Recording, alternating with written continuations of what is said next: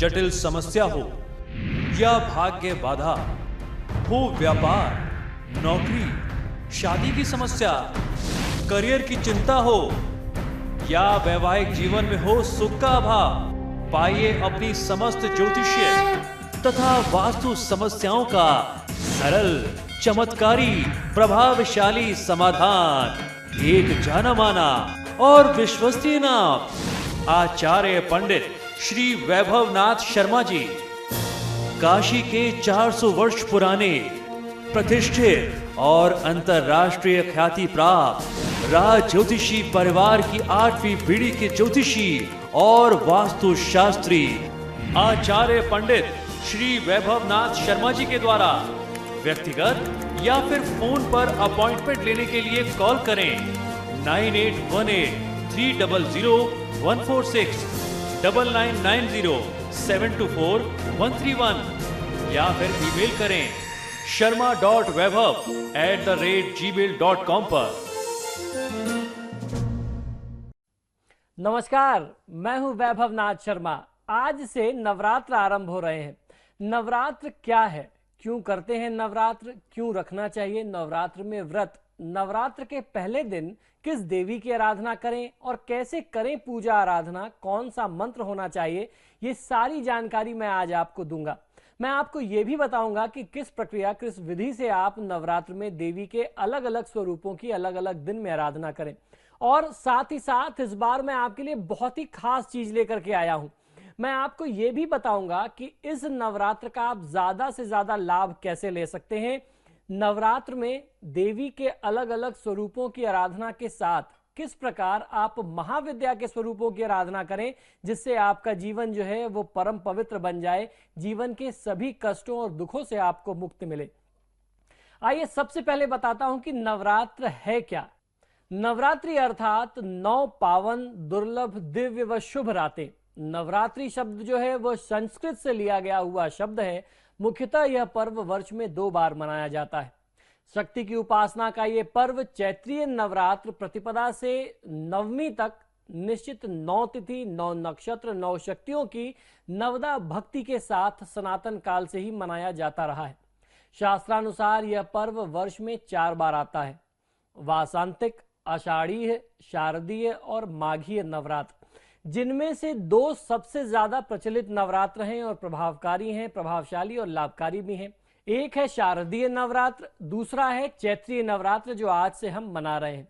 बाकी दो जो नवरात्र हैं उन्हें गुप्त नवरात्र कहते हैं, क्योंकि उनका विधान या उनकी जानकारी या उनका प्रचलन आम जनमानस में कम ही है। इसका कारण यह है, इसीलिए इन्हें गुप्त कहा गया। और इसको सबसे ज्यादा मनाते हैं जो साधक होते हैं, देवी की उपासना, शक्ति साधना करते हैं, जो साधक तपस्वी होते हैं, संत होते हैं, वो उन गुप्त नवरात्रों में अपनी साधना अवश्य करते हैं। इसमें तंत्र क्रियाएं बहुत ज्यादा होती हैं।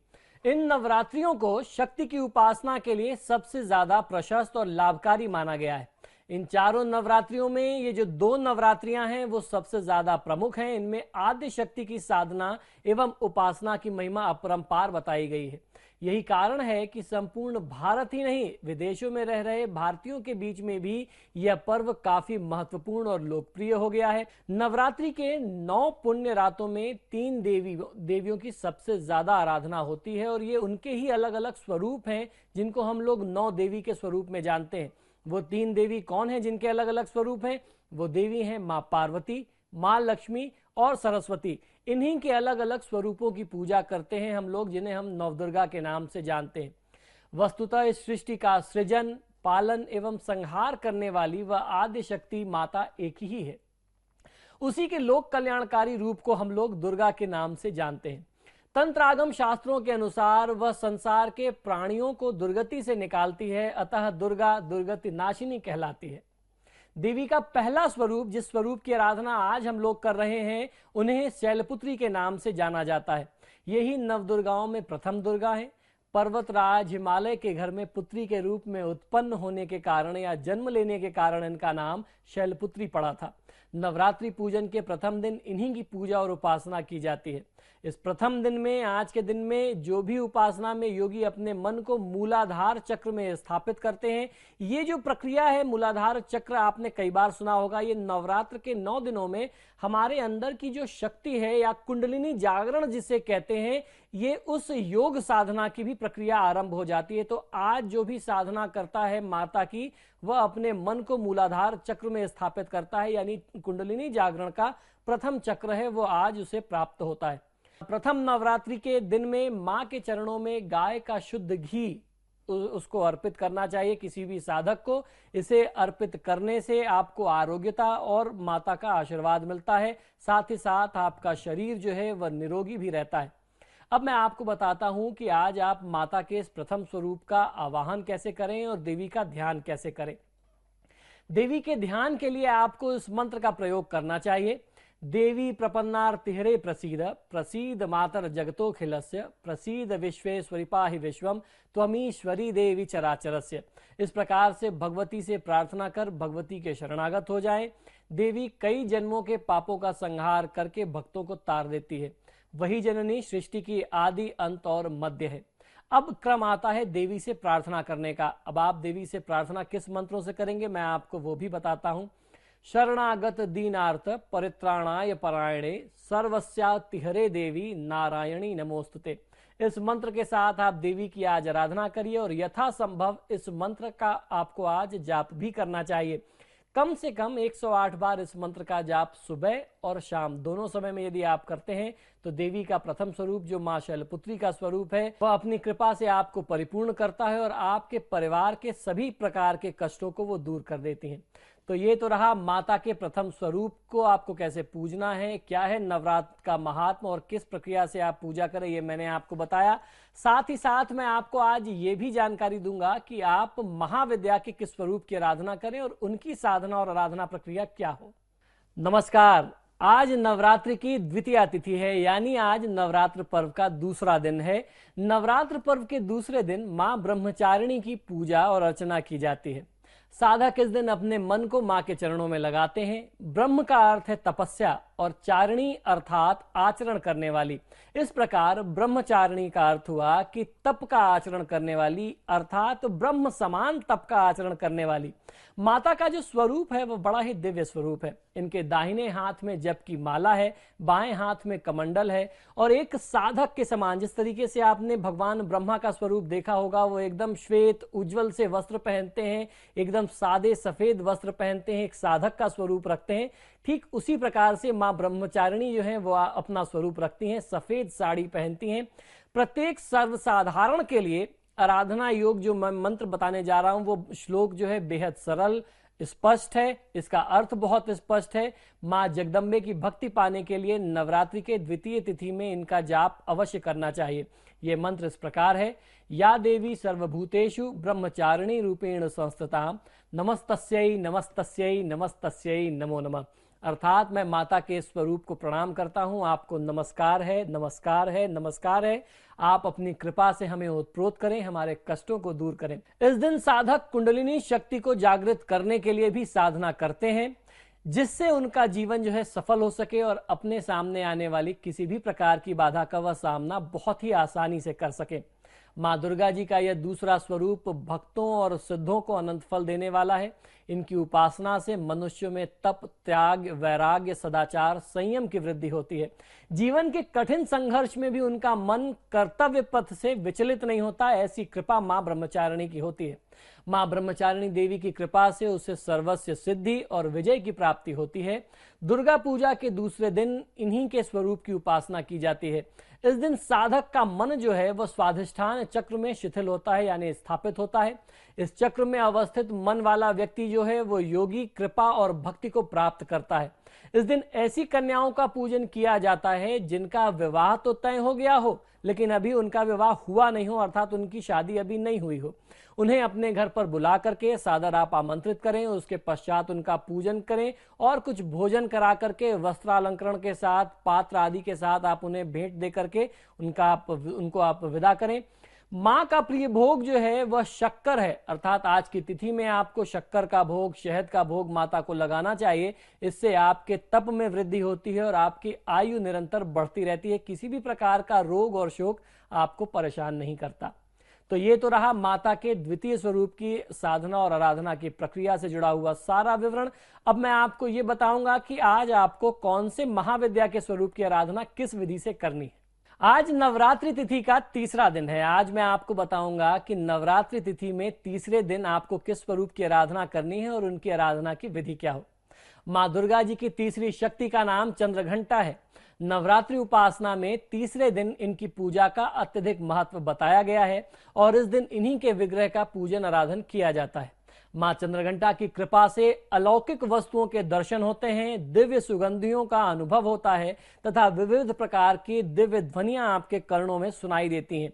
ये क्षण किसी भी साधक के लिए अत्यंत सावधान रहने के होते हैं, क्योंकि ये उस बात के द्योतक हैं, ये उस बात के लक्षण हैं कि आप जो साधना कर रहे हैं, अगर आपको यह अनुभव होता है कि आपके कान में आपको कुछ संगीतमय ध्वनियां सुनाई दे रही हैं या आपको कुछ अजीब सी, कुछ अच्छी सी सुमधुर सुगंध आने लगी अचानक, इत्र की, सेंट की, परफ्यूम की, तो ये समझ लीजिए कि देवी की कृपा जो है वो आपके ऊपर आने लगी है और आपकी जो साधना प्रक्रिया है वह बिल्कुल सही मार्ग पर आगे बढ़ रही है।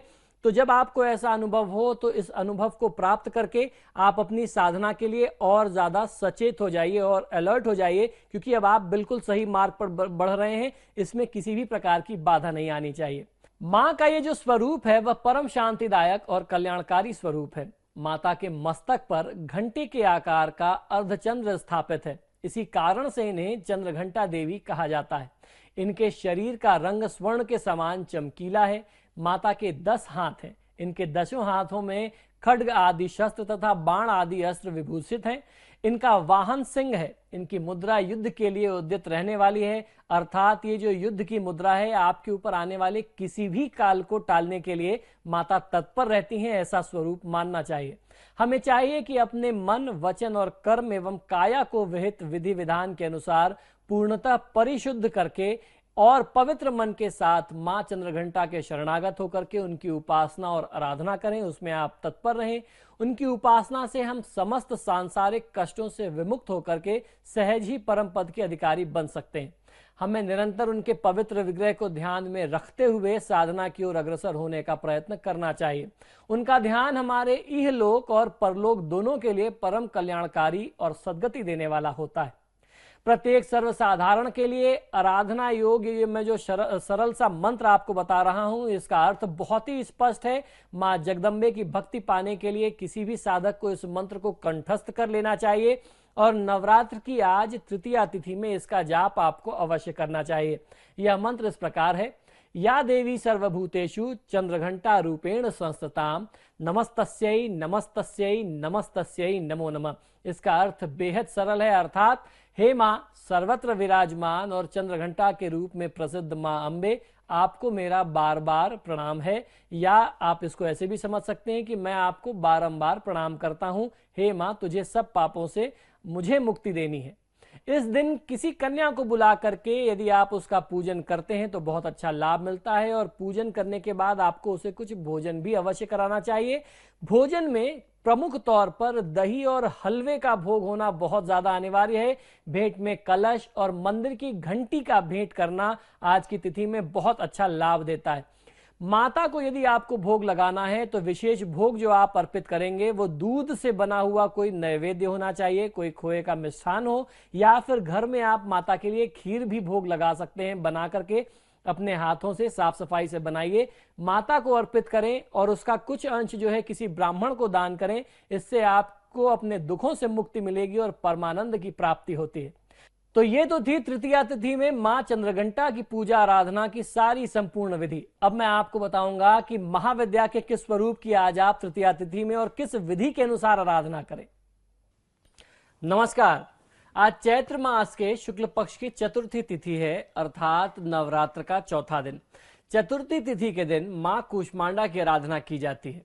इनकी उपासना से सिद्धियों में निधियां प्राप्त होती हैं और उसके साथ साथ आपके समस्त रोग शोक दूर होकर के आयु और यश की वृद्धि होती है। नवरात्रि में चतुर्थी दिन जो मैं मंत्र आपको अब बताने जा रहा हूं, इस मंत्र का यदि आप जाप करते हैं तो आपको बहुत अच्छा लाभ मिलता है, अनंत फलों की प्राप्ति होती है। यह मंत्र इस प्रकार है, या देवी सर्वभूतेषु कूष्मांडा रूपेण संस्थिताम नमस्तस्यै नमस्तस्यै नमस्तस्यै नमो नमः। इसका अर्थ यह है कि हे मां सर्वत्र विराजमान और कूष्मांडा के रूप में प्रसिद्ध अम्बे, मैं आपको बार बार प्रणाम करता हूं। आप मेरे सारे कष्टों को दूर करें, मुझे पापों से, मेरे जो भी पाप हैं, जो भी जाने अनजाने में मेरे से भूल या चूक हो गई है, आप उसे क्षमा करके अपनी शरण में मुझे स्थान दें। अपनी मंद हल्की हंसी के द्वारा अंड अर्थात ब्रह्मांड को उत्पन्न करने के कारण इन्हें कूष्मांडा देवी के रूप में जाना जाता है। संस्कृत भाषा में कूष्मांडा को कुम्हड़ा कहते हैं। जैसे आपने देखा होगा कुम्हड़ा जो हम लोग सब्जियों में प्रयोग करते हैं, बलियों में कुम्हड़े की बलि इन्हें सर्वाधिक प्रिय है। इस कारण से भी मां कूष्मांडा कहलाती है।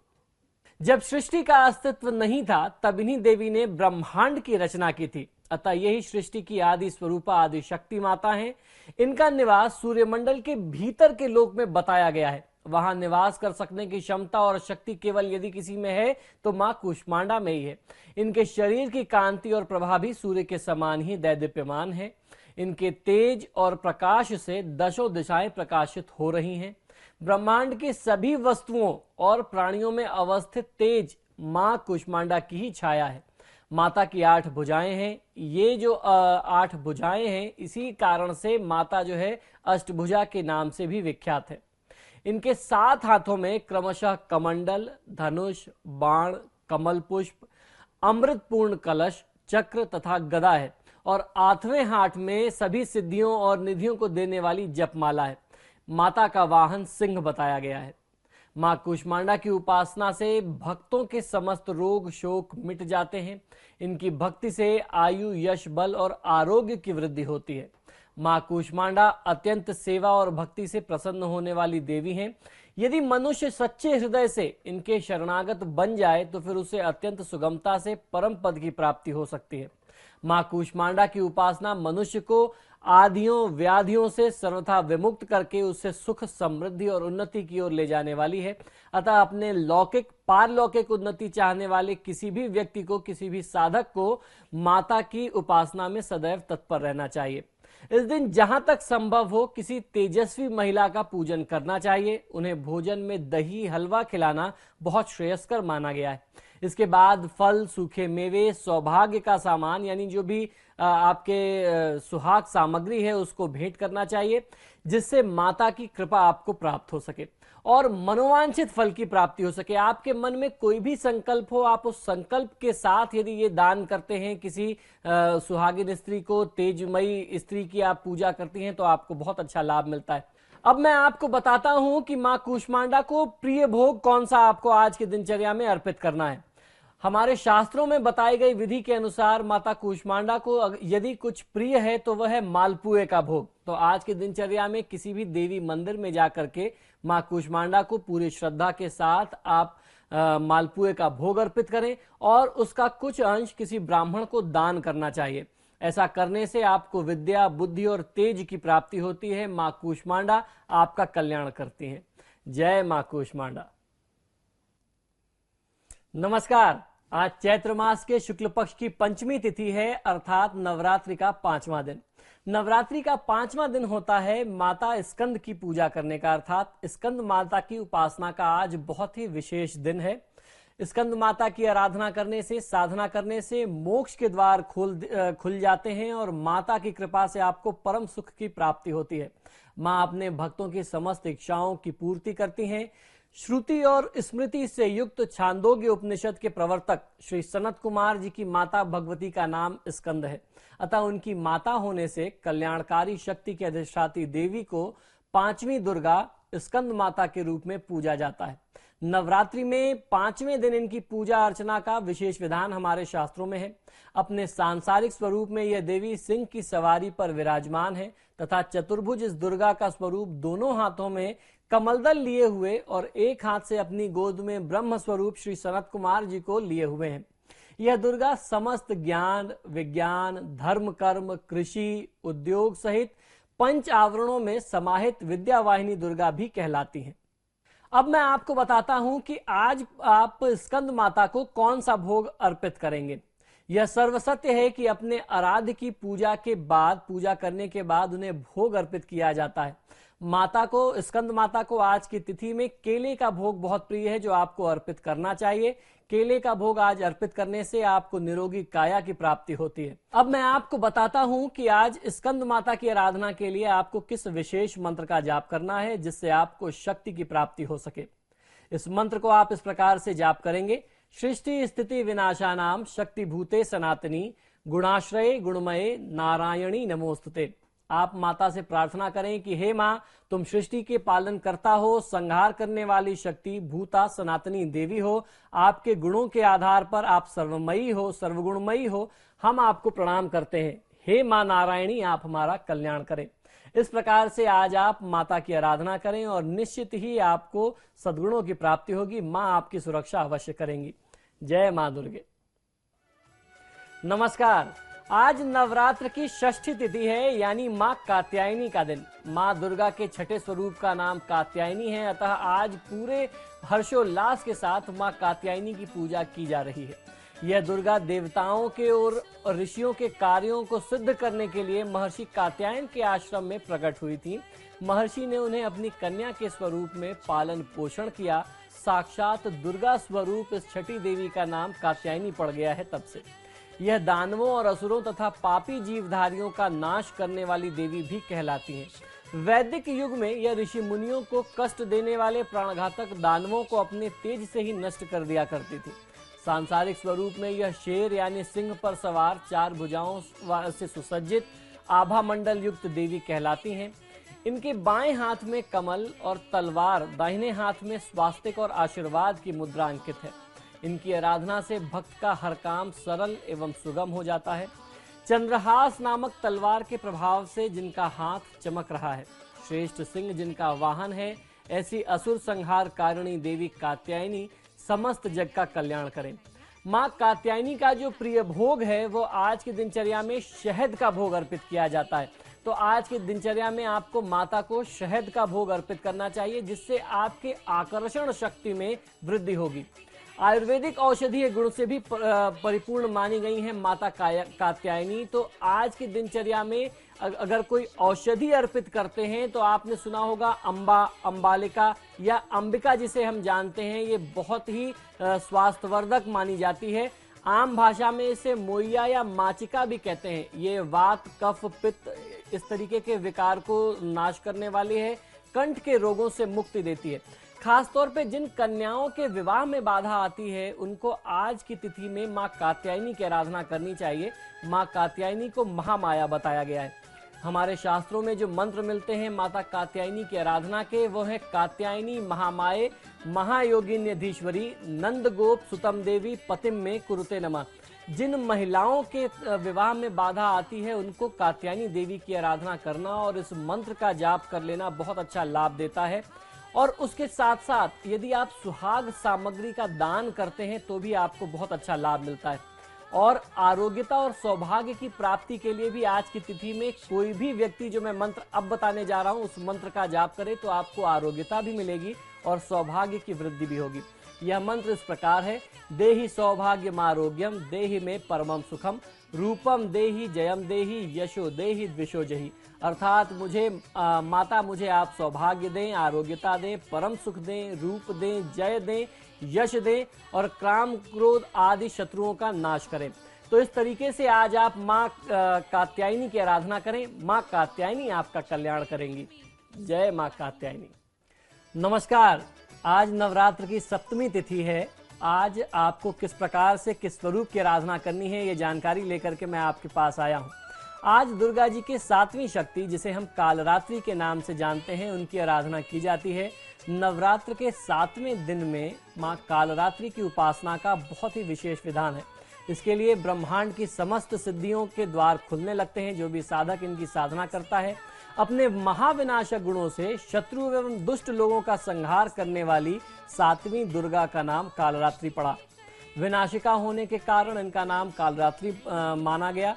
आकृति और सांसारिक स्वरूप में यह कालिका का अवतार यानी काले रंग की अपने विशाल केश राशि को फैला करके चारों भुजाओं वाली दुर्गा हैं, जो वर्ण और वेश में अर्धनारीश्वर शिव की तांडव मुद्रा में नजर आती हैं। इनकी आंखों से अग्नि की वर्षा होती है। एक हाथ में शत्रुओं की गर्दन पकड़ करके दूसरे हाथ में खड्ग तलवार से युद्ध स्थल में उनका नाश करने वाली कालरात्रि सचमुच ही अपने विकट रूप में नजर आती हैं। इनकी सवारी गंधर्व यानी एक गधा है, जो समस्त जीव जंतुओं में सबसे अधिक परिश्रमी और निर्भय होकर के अपनी अधिष्ठात्री देवी कालरात्रि को लेकर के इस संसार में विचरण निरंतर कर रहा है। कालरात्रि की पूजा नवरात्र के 7वें दिन में बहुत मन से करना चाहिए किसी भी साधक को। इसे कराली, भयंकरी, कृष्णा और काली माता का स्वरूप भी प्रदान है, लेकिन भक्तों पर उनकी असीम कृपा होती रहती है और उन्हें हर तरफ से रक्षा प्रदान करती हैं। संसार में कालों का नाश करने वाली देवी कालरात्रि ही हैं। भक्तों द्वारा इनकी पूजा के उपरांत उसके सभी दुख संताप भगवती हर लेती हैं, दुश्मनों का नाश करती हैं, आपके शत्रुओं का संहार करती हैं तथा मनोवांछित फल प्रदान कर उपासक को संतुष्ट करती हैं। दुर्गा का सप्तम रूप कालरात्रि है, जिसे महायोगिनी महायोगीश्वरी कहा गया है। यह नागदौन औषधि के रूप में भी जानी जाती हैं। सभी प्रकार के रोगों से रक्षा करने के लिए, रोगों का नाश करने के लिए, सर्वत्र विजय दिलाने के लिए और मन मस्तिष्क के समस्त विकारों को दूर करने के लिए इस औषधि का प्रयोग हमारे यहाँ आयुर्वेद में बहुत अच्छे तरीके से किया जाता है। तो ये तो पूरी जानकारी थी कि आज आप सप्तमी तिथि में माता की किस प्रकार आराधना करें। अब मैं आपको आगे बताऊंगा कि किस विधि अनुसार आपको कौन से महाविद्या की साधना करनी है। नमस्कार। आज चैत्र मास के शुक्ल पक्ष की अष्टमी तिथि है, अर्थात नवरात्र का 8वां दिन। आज अष्टमी तिथि में माँ दुर्गा की 8वीं शक्ति, जिन्हें हम महागौरी के नाम से जानते हैं, उनकी पूजा की जाती है। नवरात्र के 8वें दिन में महागौरी की उपासना का विशेष विधान हमारे शास्त्रों में बताया गया है। इनकी शक्ति अमोघ और सद्य फलदायिनी है। सद्य फलदायिनी मतलब तत्काल उसी समय आपको कुछ दिनों में ही उनकी उपासना का लाभ मिल जाता है। इनकी उपासना से भक्तों के सभी कलमिश धुल जाते हैं, पूर्व संचित पाप भी विनष्ट हो जाते हैं।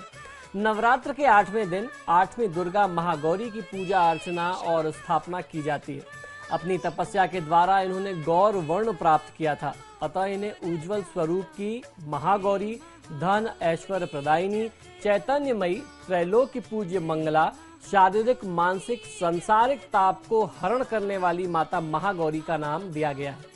उत्पत्ति के समय ये 8 वर्ष की आयु होने के कारण नवरात्र के 8वें दिन से इनकी आराधना की जाती है, या नवरात्र के 8वें दिन इनकी आराधना की जाती है। अष्टमी तिथि में इनकी आराधना करना किसी भी जातक को, किसी भी साधक को सुख और शांति देता है। अपने भक्तों के लिए यह अन्नपूर्णा स्वरूप बताई गई हैं हमारे शास्त्रों में। इसलिए इनके भक्तों को अष्टमी के दिन कन्या को पूजन कराना और पूजन करना, उसके साथ साथ सम्मान करते हुए महागौरी की कृपा प्राप्त करने का विधान मिलता है। यह धन, वैभव और सुख शांति के अधिष्ठात्री देवी हैं। सांसारिक रूप में इनका स्वरूप जो है वो बहुत ही उज्जवल, कोमल, श्वेत वर्ण यानी सफेद रंग के स्वरूप का, रंग का सफेद वस्त्र धारण किए हुए, चतुर्भुज युक्त, एक हाथ में त्रिशूल है, दूसरे हाथ में डमरू लिए हुए गायन संगीत की प्रिय देवी बताई गई हैं, जो श्वेत वृषभ यानी बैल पर सवार होती हैं। मां महागौरी की आराधना से किसी प्रकार के रूप और मनोवांछित फल को प्राप्त किया जा सकता है। उजले वस्त्र धारण किए हुए महादेव को आनंद देने वाली शुद्धता मूर्ति देवी महागौरी मंगलदायिनी है।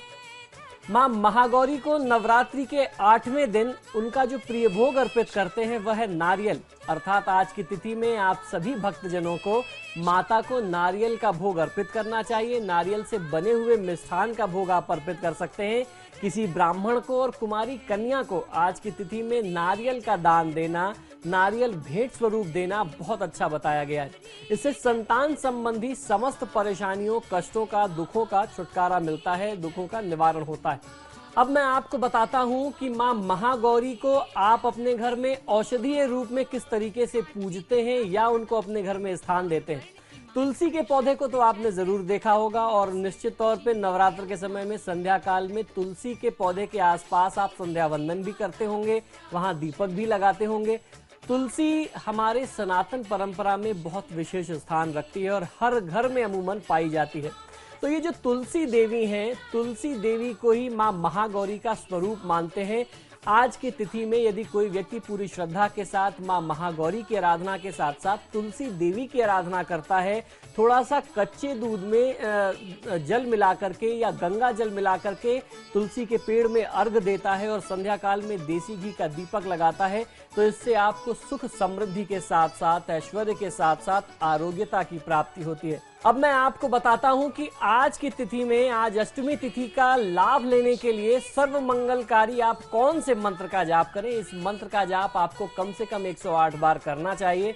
यदि संभव हो सके तो आप अपने परिवार के अन्य लोगों के साथ यानी अपने परिजनों के साथ बैठ करके इस मंत्र का जाप करेंगे तो आपको और ज्यादा लाभ मिलेगा। यह मंत्र इस प्रकार है। सर्व मंगल मांगल्ये शिवे सर्वार्थ साधिके शरणे त्र्यंबिके गौरी नारायणी नमोस्तुते। इस मंत्र का जाप कर लेने से किसी भी जातक को हर प्रकार के दुखों से, कष्टों से मुक्ति मिलती है।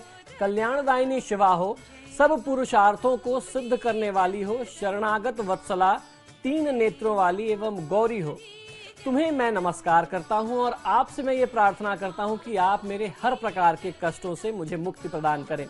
इस प्रकार इस प्रार्थना के साथ यदि आज की तिथि में आप देवी महागौरी की आराधना करते हैं तो निश्चित ही आपको अपने समस्त पापों और दुखों से मुक्ति मिलती है और मां दुर्गा का यह स्वरूप आपका कल्याण करता है। जय मां महागौरी। नमस्कार। तो इस तरीके से हम लोग नवरात्र के 9 दिनों की साधना करते हुए आज 9वीं तिथि में पहुंच गए हैं।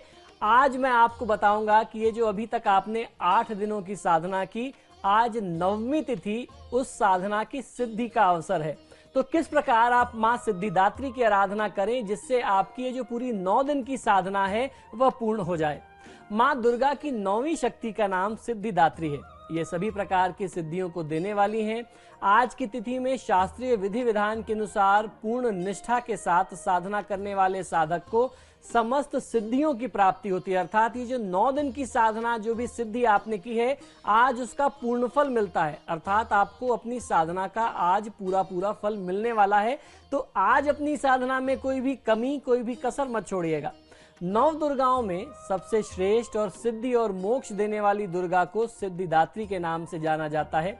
ये देवी भगवान विष्णु की प्रियतमा लक्ष्मी के समान कमल के आसन पर विराजमान है और हाथों में कमल, शंख, गदा, सुदर्शन चक्र धारण किए हुए हैं। देव, यक्ष, किन्नर, दानव, ऋषि मुनि, साधक, विप्र और संसारी जन सिद्धिदात्री की पूजा नवरात्र के 9वें दिन अर्थात आज की तिथि में करके अपने जीवन में यश, बल और धन की प्राप्ति को और ज्यादा मजबूत करते हैं और ज्यादा उसको निश्चिंत करते हैं। सिद्धिदात्री देवी उन सभी महाविद्याओं की अष्ट सिद्धियां भी प्रदान करती हैं जो सच्चे हृदय से उनके लिए आराधना करता है। 9वें दिन मां सिद्धिदात्री की पूजा उपासना करने के लिए नवाहन का प्रसाद अर्थात नवरस युक्त भोजन तथा 9 प्रकार के फल फूल आदि का अर्पण करके जो भी भक्त नवरात्र का समापन करते हैं, आप अपने व्रत का पारण करते हैं, उनको संसार के जो भी कष्ट हैं, धर्म, अर्थ, काम, मोक्ष, जो हमारे यहाँ पुरुषार्थ चतुष्टय बताए गए, उनकी भी प्राप्ति होती है। सिद्धिदात्री देवी सरस्वती का भी स्वरूप मानी जाती हैं, जो श्वेत वस्त्रालंकरण से युक्त हैं, महाज्ञान और मधुर स्वर से अपने भक्तों को सम्मोहित करती रहती हैं। तो आज नवरात्रि के 9वें दिन जो हम लोगों ने अपने घरों में कलश स्थापित किया, नवदुर्गाओं के जो भी सांसारिक स्वरूप को हमने अपने यहाँ स्थापित किया, आज नवरात्र की पूर्ति के साथ उनके विसर्जन की भी परंपरा है। आप गंगा, नर्मदा, कावेरी या किसी भी समुद्र में इनको आप विसर्जित कर सकते हैं, ऐसा प्रमाण हमारे शास्त्रों में मिलता है। नवदुर्गा के स्वरूप में साक्षात पार्वती और भगवती विघ्न विनाशक गणपति को भी सम्मानित किया गया है। सिद्धिदात्री की कृपा से मनुष्य सभी प्रकार की सिद्धियों को प्राप्त कर मोक्ष पाने में सफल होते हैं। मार्कंडेय पुराण के अनुसार अणिमा, महिमा, गरिमा, लघिमा, प्राप्ति, प्राकाम्य, ईशित्व एवं वशित्व, ये 8 प्रकार की सिद्धियां बताई गई हैं जो मां सिद्धिदात्री के ही पास हैं और मां सिद्धिदात्री अपने किसी भी साधक को देने में सक्षम है, जो भी पूरी निष्ठा के साथ मां सिद्धिदात्री की साधना आज करते हैं।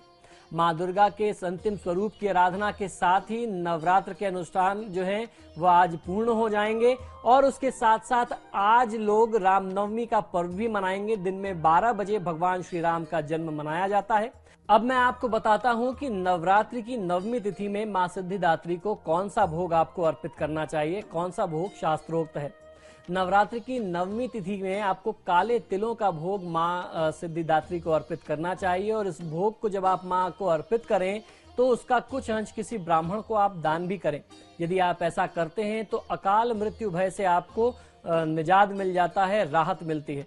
साथ ही अनहोनी की जो भी घटनाएं हैं, अनहोनी होने की भी जो भी घटनाएं हैं, उनसे भी आपकी सुरक्षा होती रहती है। अब मैं आपको बताऊंगा कि सिद्धिदात्री देवी जो हैं उनका औषधीय गुण हमारे आसपास किस रूप में मौजूद है। दुर्गा का नवम रूप सिद्धिदात्री है, जैसा हम चर्चा कर रहे हैं, जिसे नारायणी कहते हैं, या आपने शतावरी सुना होगा। शतावरी बुद्धि बल एवं वीर के लिए, वीर के विकास के लिए उत्तम औषधि माना गया है हमारे यहाँ आयुर्वेद में। रक्त विकार एवं वात पित्त शोध नाशक है ये जो औषधि है, तो इसका प्रयोग आज की तिथि में करना या ये शतावरी को भोग के तौर पे माता को अर्पित करके स्वयं ग्रहण करना भी आपको आरोग्यता देता है। अब मैं आपको बताता हूं कि किसी भी प्रकार की बाधा शांति के लिए आपको किस मंत्र का जाप करना है जिससे मां सिद्धिदात्री की कृपा आपको मिले और नवरात्र की 9 दिनों की जो साधना है उसका पूर्ण फल आप प्राप्त कर सकें। तो आज की तिथि में पूरे शुद्ध भाव से, पूरी निष्ठा से सर्वा बाधा प्रशमनम त्रैलोक्याखिलेश्वरी एवमेव त्वया कार्यम अस्मद वैरिम विनाशनम, इस मंत्र का आपको जाप करना चाहिए। इसका अर्थ बहुत ही सरल है। इसका अर्थ इस प्रकार है कि हे सर्वेश्वरी, आप इस प्रकार तीनों लोकों की समस्त बाधाओं को शांत करें कि हमारे शत्रुओं का नाश हो जाए और हमें हर प्रकार से सुख ऐश्वर्य समृद्धि मिलती रहे, रोग शोक कष्ट सब हमसे हमेशा के लिए दूर रहें। तो आज नवरात्रि की साधना की जो अंतिम प्रक्रिया थी ये मैंने आपको बताया। अब मैं आपको बताऊंगा कि आज के ही दिन आप महाविद्या के किस स्वरूप की किस विधि से आराधना करें। जटिल समस्या हो या भाग्य बाधा हो, व्यापार, नौकरी, शादी की समस्या, करियर की चिंता हो या वैवाहिक जीवन में हो सुख का अभाव, पाइए अपनी समस्त ज्योतिषीय तथा वास्तु समस्याओं का सरल, चमत्कारी, प्रभावशाली समाधान। एक जाना माना और विश्वसनीय नाम आचार्य पंडित श्री वैभवनाथ शर्मा जी, काशी के 400 वर्ष पुराने प्रतिष्ठित और अंतरराष्ट्रीय ख्याति प्राप्त राज ज्योतिषी परिवार की 8वीं पीढ़ी के ज्योतिषी और वास्तु शास्त्री आचार्य पंडित श्री वैभवनाथ शर्मा जी के द्वारा व्यक्तिगत या फिर फोन पर अपॉइंटमेंट लेने के लिए कॉल करें 9818-300-146, 9990-724-131 या फिर ईमेल करें sharma.vaibhav@gmail.com पर।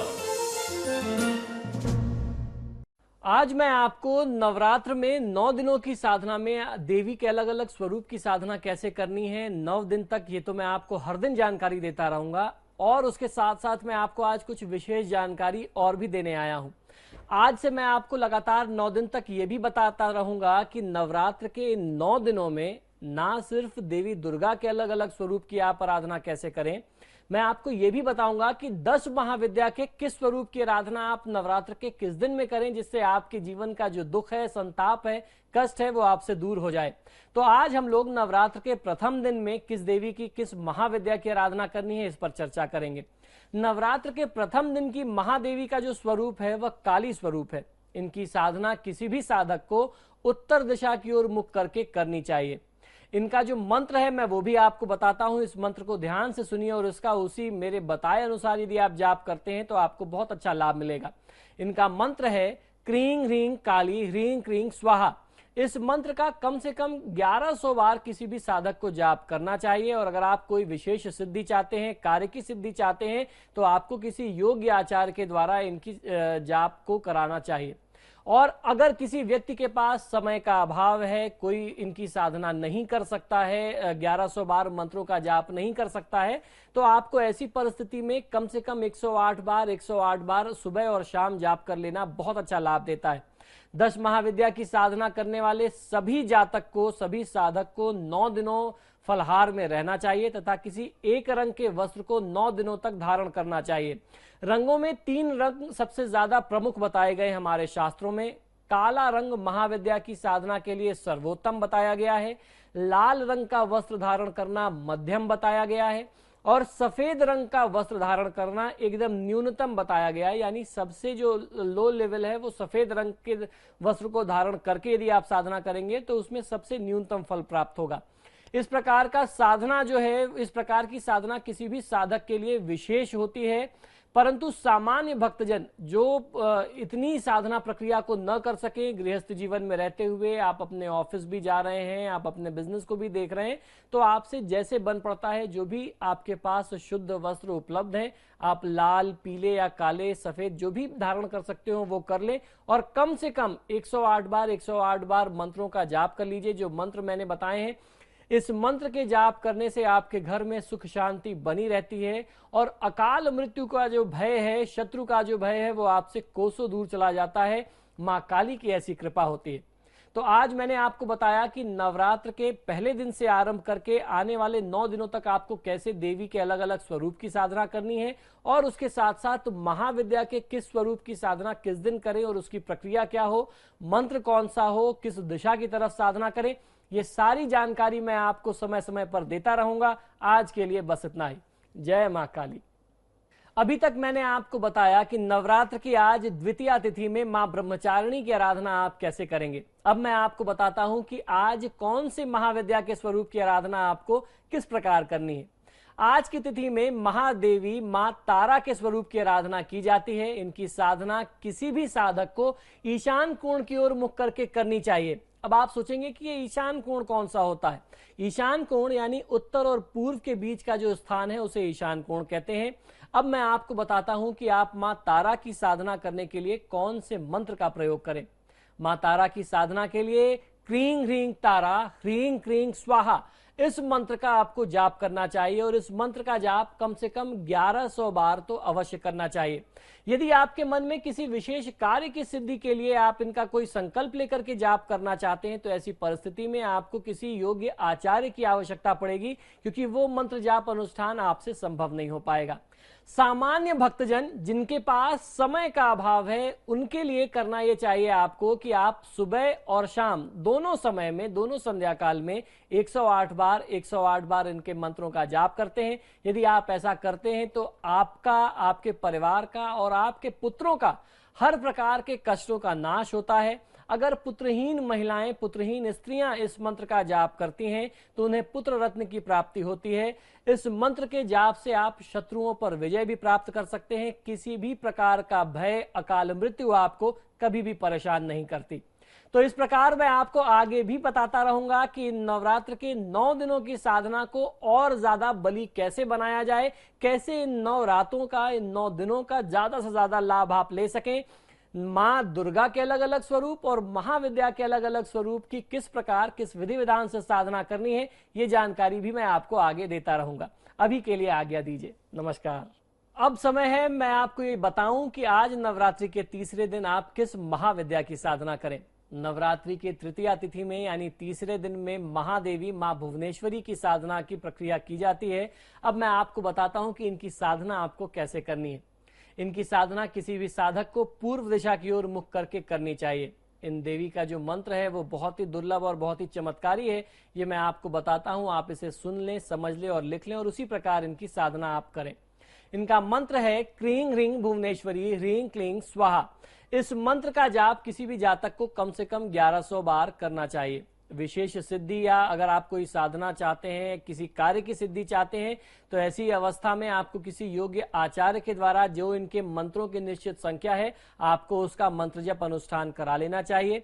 सामान्य भक्तजन जो 1100 बार इस मंत्र का जाप नहीं कर सकते, उन्हें प्रयास ये करना चाहिए कि कम से कम 108 बार सुबह और 108 बार शाम को इस मंत्र का आप जाप करें।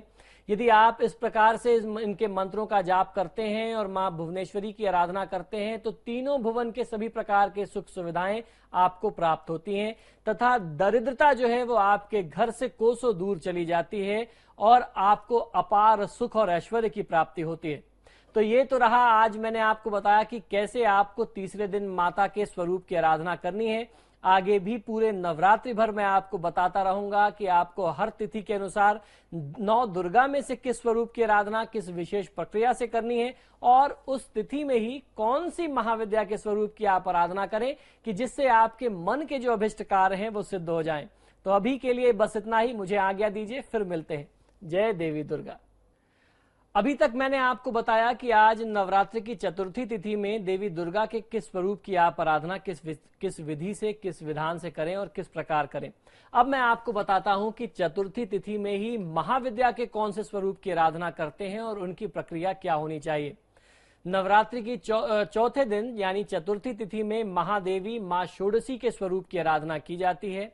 इनकी साधना किसी भी साधक को आग्नेय कोण की तरफ मुख करके करना चाहिए। अब आपके मन में यह प्रश्न आएगा कि आग्नेय कोण कौन सा कोण होता है, कौन सा कोना और कौन सी दिशा होती है। आग्नेय कोण जो है वो पूर्व और दक्षिण दिशा के बीच का कोण कहा जाता है। वह बीच का स्थान जो दक्षिण और पूर्व में पड़ता है उसे आग्नेय कोण कहते हैं।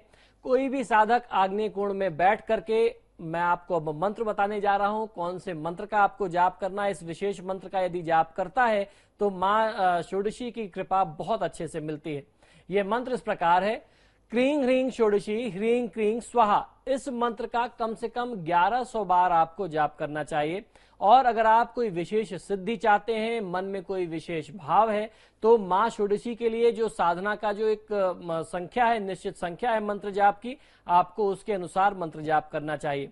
कोई ऐसा व्यक्ति जिसके पास समय का अभाव है, वो गृहस्थ जीवन में रहता है, आप नौकरी पे जाते हैं, आपके पास बिजनेस है, आप समय नहीं दे पाते, तो कम से कम 108 बार सुबह और 108 बार शाम को आपको इनके मंत्रों का जाप करना चाहिए। जो आज की तिथि में मां षोडशी की आराधना करता है उसका यौवन बना रहता है तथा उस व्यक्ति में आकर्षण की शक्ति और ज्यादा बढ़ती है। आप किसी के भी सामने जाएंगे वह व्यक्ति आपकी तरफ आकर्षित हो जाएगा, जिसे सम्मोहन शक्ति कहते हैं, वह शक्ति आपको मिलती है।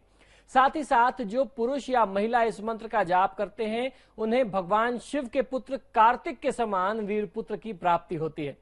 तो ये तो थी बात। आज मैंने आपको बताया कि चतुर्थी तिथि में आप किस महाविद्या की साधना किस प्रक्रिया से करें। आगे नवरात्र के बाकी तिथियों में भी मैं आपको इसी तरीके की संपूर्ण जानकारी देता रहूंगा, दुर्लभ जानकारी देता रहूंगा, जिससे आम नवरात्रियों से अलग आपकी इस बार की नवरात्रि हो। और जब आप कुछ अलग और विशेष साधना करेंगे तो निश्चित ही महादेवी और महाविद्या की कृपा से आपके जीवन का जो कष्ट है, दुख है, संताप है, वो दूर हो जाएगा। तो अब अभी इस समय मुझे आज्ञा दीजिए, फिर मिलेंगे पूरी जानकारी के साथ। जय मां षोडशी। अब हम लोग चर्चा करेंगे कि आज आप 5वें दिन कौन सी महाविद्या की आराधना करें। नवरात्र के 5वें दिन अर्थात पंचमी तिथि में छिन्नमस्तिका काली की आराधना करने का विधान बताया गया है हमारे शास्त्रों में। इनकी साधना किसी भी साधक को दक्षिण दिशा की ओर मुख करके करनी चाहिए। अर्थात जब भी आप छिन्नमस्तिका काली की आराधना करेंगे तो आपका मुख दक्षिण दिशा की तरफ होना चाहिए और आपको प्रयास आज ये करना चाहिए कि मां छिन्नमस्तिका की साधना के लिए आप काले रंग के वस्त्रों का प्रयोग करें। और अब जो मैं मंत्र बताने जा रहा हूं, इस मंत्र का जाप आपको करना चाहिए आज की तिथि में। इनका मंत्र इस प्रकार है, क्रीं ह्रीं छिन्नमस्तिका ह्रीं क्रीं स्वाहा। मंत्र एक बार आप पुनः सुन लें, क्रीं ह्रीं छिन्नमस्तिका ह्रीं क्रीं स्वाहा। इस मंत्र का कम से कम 1100 बार जाप आज की तिथि में किया जाना चाहिए। यदि आपके पास समय का अभाव है तो इस महामंत्र को कम से कम 108 बार दोनों समय करें, सुबह भी और शाम भी। यदि आप ऐसा करते हैं तो हर प्रकार के कष्टों से, दुष्टों से और शत्रुओं से आपकी सुरक्षा होती है, दुष्टों का नाश होता है तथा उस व्यक्ति के अंदर जो भी तमोगुण रजोगुण है उनका भी नाश होता है। तमो और रजोगुण अर्थात जो आपके अवगुण है, जो आपके अंदर की गंदगी है, उसको भी मां जो है वो दूर करती है और आपको मन से, शरीर से, भाव से स्वच्छ बनाती है। तो इस प्रकार से, इस विधि विधान से यदि आप आज की तिथि में, पंचमी तिथि में मां छिन्नमस्तिका की आराधना करते हैं तो निश्चित ही मां छिन्नमस्तिका आपका और आपके परिवार का कल्याण करती है। अब मुझे आज्ञा दीजिए, कल और भी ऐसी जानकारी लेकर के मैं आपके सामने उपलब्ध होऊंगा। अभी मुझे आज्ञा दीजिए। नमस्कार। नमस्कार। आज नवरात्रि का छठा दिन है और हम चर्चा करेंगे कि आज आपको महाविद्या के कौन से स्वरूप की आराधना करनी चाहिए और उनकी साधना के लिए विधि विधान क्या हो और किस मंत्र का आप प्रयोग करें। तो नवरात्र के छठे दिन महादेवी मां भैरवी के स्वरूप की आराधना करने का विधान हमारे शास्त्रों में मिलता है। इनकी साधना किसी भी साधक को नैऋत्य कोण की ओर मुख करके करनी चाहिए। अब आप सोचेंगे कि नैऋत्य कोण कौन सा है। नैऋत्य कोण यानी दक्षिण और पश्चिम के बीच का जो स्थान होता है उसे नैऋत्य कोण कहते हैं। नैऋत्य कोण में इनका जब आप इनकी साधना करें तो आपका मुख यानी किसी भी साधक का मुख नैऋत्य कोण की तरफ होना चाहिए। इनकी साधना के लिए जो मंत्र आप प्रयोग करेंगे वह इस प्रकार है। क्रीं ह्रीं भैरवी ह्रीं क्रीं स्वाहा। इस मंत्र को कम से कम आप 1100 बार जाप करें और आपके मन में यदि किसी विशेष सिद्धि के लिए आप इनकी साधना करना चाहते हैं, ऐसी कोई आवश्यकता है आपकी, तो आपको किसी योग्य आचार्य की सहायता लेनी चाहिए। सामान्यतः किसी भी भक्तजन को कम से कम 108 बार सुबह और 108 बार शाम को संध्या काल में इस महामंत्र का जाप करना चाहिए। इस मंत्र का जाप करने से दुष्टों का नाश होता है और अकाल मृत्यु, अकारण मृत्यु, अकाल भय, दुष्टात्मा के प्रभाव से आपका बचाव होता है। और उसके साथ साथ आपके मन में किसी भी प्रकार का कष्ट हो तो आप माता के चरणों में अपने कष्ट को, अपने भाव को निवेदित करें और इस साधना के उपरांत माता की आप आरती करें तो आपको बहुत अच्छा लाभ मिलता है। इस प्रकार की और भी बहुत सारी जानकारियां पूरे नवरात्र पर्यंत हम आपको देते रहेंगे, लेकिन अभी के लिए आज्ञा दीजिए। नमस्कार। आज नवरात्र की सप्तमी तिथि है, अर्थात 7वां दिन। तो आज अब मैं आपको बताऊंगा कि 7वें दिन कौन सी महाविद्या की आराधना और साधना आपको करनी है, उसके लिए विधि विधान क्या हो, किस दिशा की तरफ आप साधना करें और कौन से महामंत्र का जाप करें। नवरात्र की सप्तमी तिथि में अर्थात 7वें दिन मां धूमावती की आराधना करने का विधान हमारे शास्त्रों में मिलता है। मां धूमावती की साधना किसी भी साधक को, किसी भी भक्त को पश्चिम दिशा की ओर मुख करके करनी चाहिए, ऐसा प्रमाण हमारे शास्त्रों में हमें प्राप्त होता है। इनका महामंत्र अब मैं आपको बताता हूं, उसका आपको किस प्रकार जाप करना है वह विधि भी मैं आपको बताऊंगा। क्रीं ह्रीं धूमावती ह्रीं क्रीं स्वाहा। इस मंत्र को कम से कम आप 1100 बार जाप करें। अगर आपके पास समय का अभाव है तो आप 108 बार दोनों समय में यानी सुबह और शाम इस मंत्र का जाप कर सकते हैं। किसी विशेष काम के लिए यदि आप सिद्धि करना चाहते हैं, किसी विशेष अनुष्ठान को आप करना चाहते हैं, तो उसके लिए आपको योग्य आचार्य के देखरेख की, उनके मार्गदर्शन की आवश्यकता पड़ सकती है। तो इस प्रकार से यदि आप माता के इस मंत्र का जाप करते हैं तो आपके घर से रोग, कलह, दरिद्रता का नाश होता है और सुख समृद्धि की स्थापना आपके परिवार में होती है और आपकी तरफ कभी भी शत्रुओं की दृष्टि जो है वो कभी भी आपकी तरफ बढ़ेगी नहीं। ये इस मंत्र का और इस स्वरूप का चमत्कार है। तो इस तरीके से आप मां धूमावती की आराधना करें। नवरात्र की ये जो साधना का क्रम है वो आपके लिए सफल हो और आपके जीवन के लिए मंगलकारी हो, ऐसी हमारी प्रार्थना है। अभी मुझे आज्ञा दीजिए, मैं फिर बहुत सारी जानकारी लेकर के आपके साथ उपलब्ध होऊंगा। नमस्कार। नमस्कार। आज नवरात्रि की अष्टमी तिथि है। नवरात्रि की अष्टमी तिथि में बहुत सारे लोग आज कुमारी पूजन कर रहे हैं और कुछ तो कर चुके होंगे। आज मैं आपको ये बताऊंगा कि अष्टमी तिथि में आपको कौन सी महाविद्या की आराधना और किस प्रकार करनी चाहिए। नवरात्र के 8वें दिन में महादेवी मां बगलामुखी के स्वरूप की आराधना करने का विधान या प्रमाण हमारे शास्त्रों में हमें प्राप्त होता है। मां बगलामुखी की साधना किसी भी जातक को या किसी भी साधक को वायव्य कोण अर्थात उत्तर पश्चिम के कोण की तरफ मुख करके करनी चाहिए। मां बगलामुखी के मंत्रों का जाप कौन सा आपको करना है मैं बताता हूं। क्रीं ह्रीं बगलामुखी ह्रीं क्रीं स्वाहा। इस मंत्र के साथ आप यदि माता की आराधना करते हैं, मां बगलामुखी की साधना करते हैं और पीले वस्त्र धारण करके करते हैं, हल्दी की माला पर इस मंत्र का जाप करते हैं तो आपको बहुत अच्छा लाभ मिलता है। इस मंत्र का जाप आपको 1100 बार कम से कम अवश्य करना चाहिए। कोई कोर्ट कचहरी का मुकदमा हो, न्यायिक वाद विवाद हो, आपस में बहुत ज्यादा तनाव और विवाद रहता हो, दो लोगों के बीच में कुछ वाद विवाद अगर हो गया हो, अगर आपको ऐसा लगता है कि आपके ऊपर किसी ने तांत्रिक क्रिया कर रखी है, उस तांत्रिक क्रिया से आपको अपना बचाव यानी प्रतिरक्षण करना है, तो इस मंत्र का जाप करना चाहिए यानी बगलामुखी देवी की साधना करनी चाहिए। किसी भी प्रकार के दुष्ट व्यक्ति या दुष्ट प्रकृति के लोगों का नाश करने के लिए मां बगलामुखी की साधना बहुत ज्यादा आवश्यक मानी गई है। आप जब भी इस मंत्र का जाप करें, जिस तरीके से मैंने बताया कि आपको हल्दी की माला का प्रयोग करना है, आपकी जब ये साधना पूर्ण हो जाए तो इस हल्दी की माला को लेकर के आप आसपास के किसी पीपल वृक्ष के आसपास चले जाएं और वहां पीपल के वृक्ष पर जाकर के आप इस माला को टांग दीजिए या वहां छोड़ करके चले आइए। ये एक दिन की साधना आपको अपने शत्रुओं से, जो भी लोग आपके लिए दुर्भावना रखते हैं, जो आपके लिए तंत्र मंत्र करते हैं, इन सब से सुरक्षा देगी और आपके जीवन को सुखमय बनाएगी। तो इस तरीके से अब मैंने आपको बताया कि आज आप अष्टमी तिथि में कैसे देवी की आराधना करें। अब समय है कि आप अपनी साधना में ध्यान दें और मुझे आज्ञा दें। नमस्कार।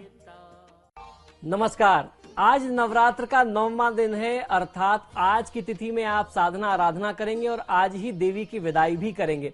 अब मैं आपको बताऊंगा कि आज की तिथि में आपको महाविद्या की साधना कैसी करनी है। देखिए, हम लोग चैत्र नवरात्र में महाविद्या की साधना कर रहे हैं, बहुत अच्छे तरीके से आप कर सकते हैं। अब महाविद्या 10 है और चैत्र नवरात्र में 9 तिथियां होती हैं, तो आज आपको करना यह है कि 9वां स्वरूप और 10वां स्वरूप, 9वां स्वरूप है मां मातंगी का और 10वां स्वरूप है मां कमला का, जिन्हें हम धन कारक मानते हैं, लक्ष्मी का स्वरूप है।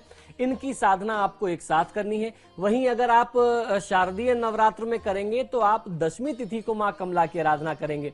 इनकी साधना किसी भी साधक को पृथ्वी की ओर मुख करके करनी चाहिए। यदि आज की तिथि में आप इनके मंत्रों का जाप करना चाहते हैं तो सबसे पहले मैं आपको मां मातंगी के मंत्रों का प्रयोग बताता हूं कि किस तरीके से आपको मां मातंगी के मंत्रों का जाप करना चाहिए।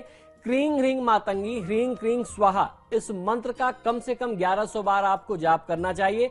यदि आप 1100 बार जाप नहीं कर पा रहे हैं, आज समय का आपके पास अभाव है, तो कम से कम 108 बार किसी भी समय में, एक समय में मां मातंगी के मंत्रों का जाप कर लें और एक समय में कम से कम 108 बार आप मां कमला के मंत्रों का जाप कर लें, तो आपको बहुत अच्छा लाभ मिलेगा। जिस भी किसी जातक के जीवन में प्रेम का अभाव हो, उनका व्यवहार, स्वयं का व्यवहार बहुत ज्यादा कड़वा हो, बहुत ज्यादा उनका तनावग्रस्त जीवन रहता हो, लोगों से उनकी बनती ना हो, अकाल की स्थिति बहुत ज्यादा हो, आपके जीवन में अभाव की स्थिति बहुत ज्यादा हो, ऐसी परिस्थिति में माता मातंगी की आराधना यदि आप सामूहिक तौर पे करते हैं पूरे परिवार के साथ या अपने पूरे समाज के साथ, तो अकाल या बाढ़ की स्थिति से आप मुक्ति पा सकते हैं। जो दैवीय प्रकोप जिसे हम कहते हैं, उससे आप मुक्ति पा सकते हैं।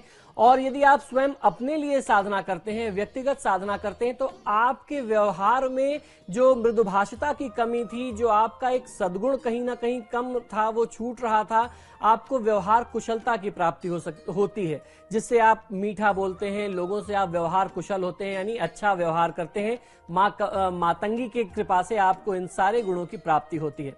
अब मैं आपको बताता हूं कि आज नवमी की तिथि में ही किसी भी जातक को, किसी भी साधक को मां कमला की आराधना कैसे करनी चाहिए। मां कमला की आराधना जब आप करें तो आपका मुख जो है वो आकाश की ओर होना चाहिए, यानी आप जब मंत्र जाप करें तो आप आकाश की तरफ देखते रहें। और उसी तरीके से मैंने बताया, जब मां मातंगी की आराधना करते हैं तो पृथ्वी की तरफ यानी भूमि की तरफ देखते हैं, तो आपको सिर झुका करके उनका जाप करना है। अब मैं आपको बताता हूं कि आज नवमी की तिथि में ही माता कमला को प्रसन्न करने के लिए कौन से महामंत्र का आपको जाप करना है। मां कमला का महामंत्र है क्रीं ह्रीं कमला ह्रीं क्रीं स्वाहा। इस मंत्र को कम से कम 108 बार जाप करना चाहिए, जिस तरीके से हम आपको हर दिन के लिए बताते आ रहे हैं। और यदि आपके पास समय का अभाव है तो मां कमला अर्थात मां लक्ष्मी की कृपा प्राप्ति के लिए कम से कम 108 बार पूरी दिनचर्या में किसी भी समय आप इस मंत्र का जाप करें तो बहुत अच्छा लाभ मिलेगा। इस मंत्र के जाप के लिए यदि आपके मन में कोई भाव है, कोई विशेष कामना की सिद्धि के लिए आप इस मंत्र का जाप करना चाहते हैं, तो ऐसी परिस्थिति में आपको किसी योग्य आचार्य की आवश्यकता पड़ेगी। उनकी देखरेख में, उनके मार्गदर्शन में आप उनसे अनुष्ठान करा सकते हैं या फिर आप स्वयं पूरे विधि विधान के साथ आप इनका जाप करें। मां कमला का जाप 10 महाविद्याओं में सबसे श्रेष्ठ बताया गया है। इनका जाप करने वाले व्यक्ति को जीवन में कभी भी दारिद्र परेशान नहीं करता, अर्थात दरिद्रता आपके आसपास नहीं आती। हमारे शास्त्रों में कहा गया है कि जो भी व्यक्ति मां कमला की साधना करते हैं उन्हें सभी प्रकार के भौतिक सुख, सुविधा, धन, ऐश्वर्य आदि की प्राप्ति होती है। तो इस प्रकार से आज नवरात्र के दिनों में महाविद्या और नवदुर्गा की साधना आपकी पूर्ण हो, आपको पूरी पूरी कृपा मिले, ऐसी हमारी प्रार्थना है। मुझे आज्ञा दीजिए, नमस्कार। जटिल समस्या हो या भाग्य बाधा, हो व्यापार, नौकरी, शादी की समस्या, करियर की चिंता हो या वैवाहिक जीवन में हो सुख का अभाव, पाइए अपनी समस्त ज्योतिषीय तथा वास्तु समस्याओं का सरल, चमत्कारी, प्रभावशाली समाधान। एक जाना माना और विश्वसनीय नाम, आचार्य पंडित श्री वैभवनाथ शर्मा जी, काशी के 400 वर्ष पुराने प्रतिष्ठित और अंतरराष्ट्रीय ख्याति प्राप्त राज ज्योतिषी परिवार की 8वीं पीढ़ी के ज्योतिषी और वास्तु शास्त्री आचार्य पंडित श्री वैभवनाथ शर्मा जी के द्वारा व्यक्तिगत या फिर फोन पर अपॉइंटमेंट लेने के लिए कॉल करें 9818-300-146, 9990-724-131 या फिर ईमेल करें sharma.vaibhav@gmail.com पर।